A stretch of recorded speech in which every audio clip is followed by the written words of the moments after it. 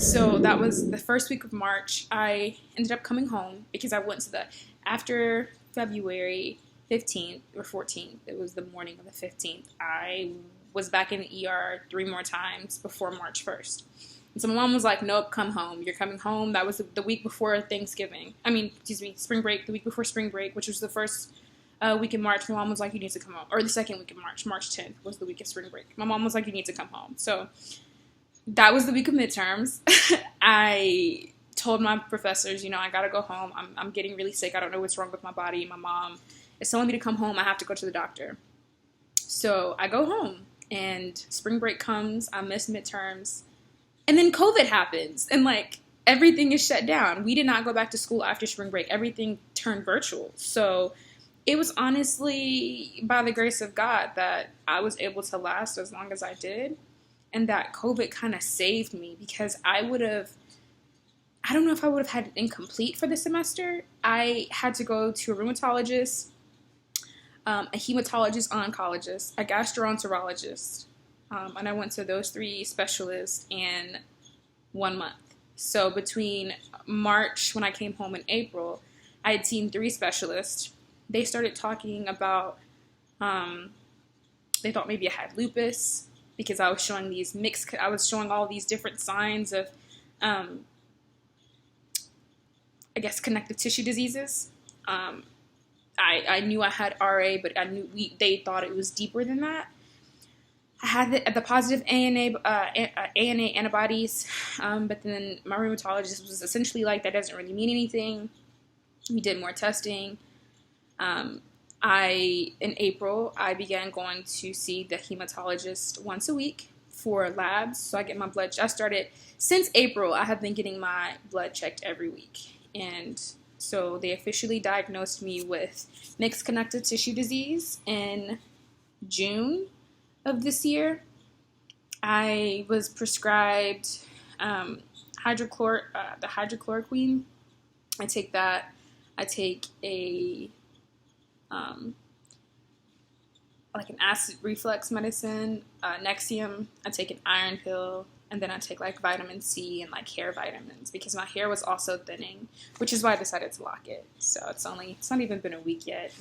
It's crazy, but my hair started falling out again, which I've had that done before. And when it happened before in high school, I just chopped all my hair off and wore a pixie cut and told everybody I just wanted to change, when really my hair was just thinning. That happened again this summer. I kept having these crying spells because my hair kept coming out and my skin was breaking out, and it was very frustrating. And then I started gaining all this weight because I was on the prednisone twice. Oh, I was on the prednisone again in February. So I was on prednisone in October, February, and then in April. So 3 times in less than a year. I've had 4 steroids 4 different times. I had steroids 4 different times since I graduated May 2019. I had cortisone in May 2019, prednisone the first time in October, prednisone again in February 2020, prednisone again in April 2020. And so here I am. I'm a couple of months into my official diagnosis. I still have to go to Texas Oncology in Denton once a week, and I get my labs, and they send them to Longview. And so all 3 of my blood components are compromised. I had to have a bone marrow biopsy as well. I have a history of leukemia in my family. My grandfather had leukemia twice. And so they were nervous about that as well, because not only do I have this mixed connective tissue disease, my blood is compromised. And so I have a double whammy when it comes to weakness. And I still do this thing where I'm like, you're being lazy. You need to get up. And so I'm trying to show myself a little bit more grace and mercy.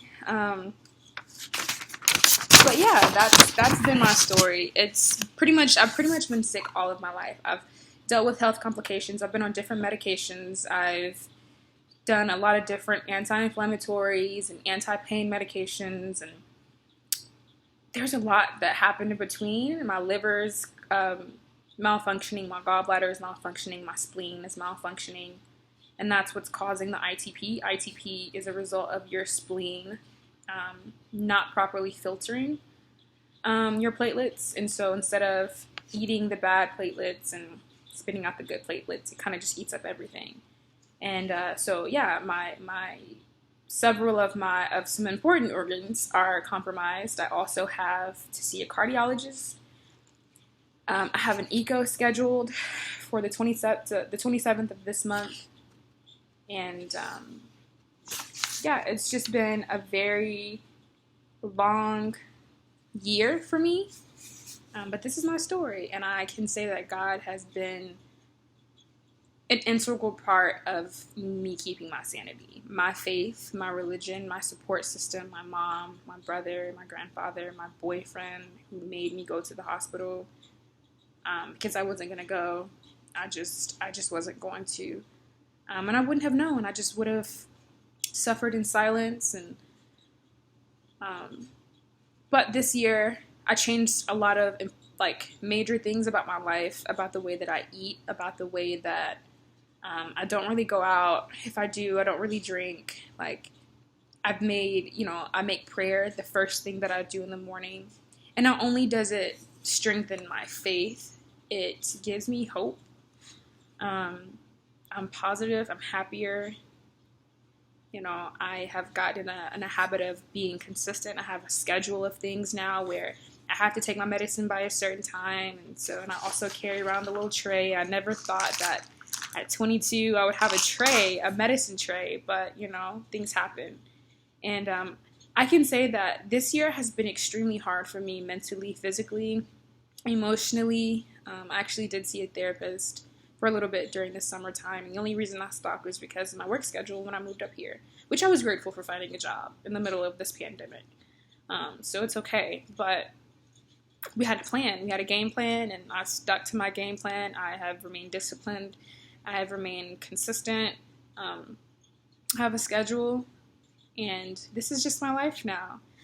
So let me make sure I got all of the checkpoints. So 2 things that help me cope with your disease outside of medication: my faith and my support system. My mom has always been, I used to think she was so overbearing, but she just understood how sick I was more than I did. I kind of psyched myself out and kind of had this superwoman mentality where I just kept going and kept telling myself, you're okay, you're fine, shake it off, it's no big deal. It was definitely a big deal. It was something that I should not have shaken off, but I was young. I'm still young, and I'm still learning how to take myself and my health more serious. My boyfriend, my close friends who know what's going on, who know that, if I don't respond sometimes, or if I'm not super active, that I'm okay, but I just need my space. And I'm grateful that I have people in my life who understand that. One piece of advice to give someone who may be suffering with the disease: take yourself more serious. Take your health more serious. And understand that you're not just being lazy, that you're not just neglecting your responsibilities. You're actually sick. My body was actually attacking itself.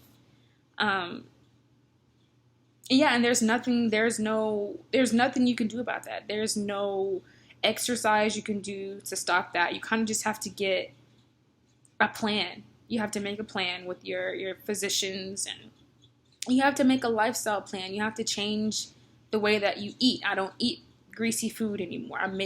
Sometimes, but I make most of my food. I eat vegetables with most of my meals, or at least, I drink a lot of water. I drink at least a gallon of water a day. I buy 2 packs of water a week, 1 for home and 1 for work. And I pray a lot, and I pray for God to comfort me and to protect me and to keep me whole and to give me the spirit of discernment and wisdom and understanding, and to allow me to be a vessel for His love and His word. And in being a vessel, I remind myself to remain positive, because I feel like as a Christian, my duty is to spread God's love, God's faith, God's word. And to do that, I can't be upset. I don't want to be upset all the time. I don't want to show the world how I'm feeling all the time. But also, there's a scripture, I forgot what it was. I listened to these Powerful Points to Ponder by Pastor Kevin Cosby out of St. Stephen Church in Louisville, Kentucky. And he spoke maybe 2 weeks ago about how in your weakness you find your strength. And being tired and this year, all that this year has brought, I've lost friends. I've lost 6 classmates this year.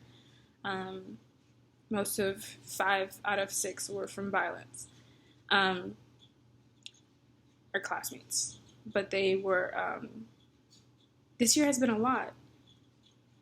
But there's so much that I have gained. My strength is that I'm consistent, that I'm disciplined, that I'm determined, that I know my boundaries and my limits physically. And I don't really stray too far away from that. So my story has been about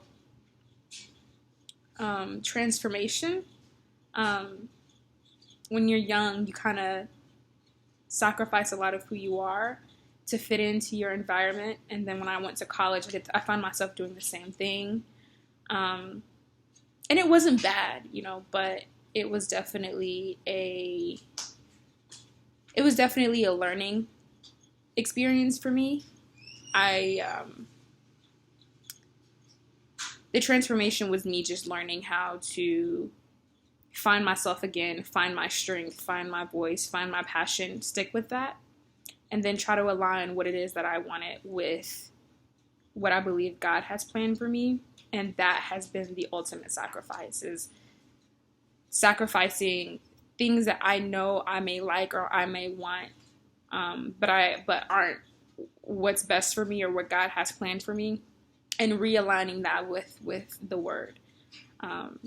And then it's just adjusting my lifestyle to this illness. I mean, it's not going to beat me, but it does kind of guide me a little bit. But it's okay. It's a structural thing I think about now more than ever. So yeah, my name is Tylar Phillips, and I have mixed connective tissue disease.